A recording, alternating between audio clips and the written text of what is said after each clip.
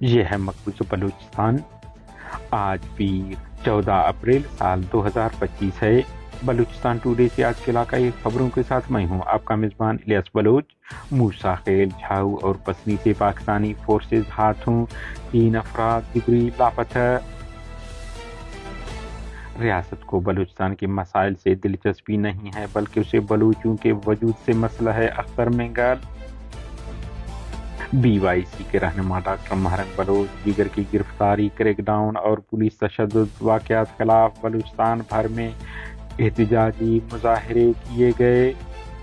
حب اور ملیر میں پاکستانی پولیس نے خواتین بچوں کو تشدد کا نشانہ بنا کر حراست میں لے لیا۔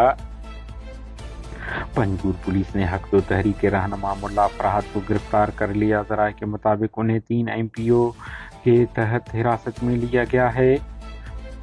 گوادر کے سینئر صحافی جاوید احمدی کو نامعلوم افراد نے فون کر کے قتل کرنے کی دھمکیاں دی۔ بلوچ یکجہتی کمیٹی کے مرکزی رہنما ڈاکٹر صبیہ بلوچ نے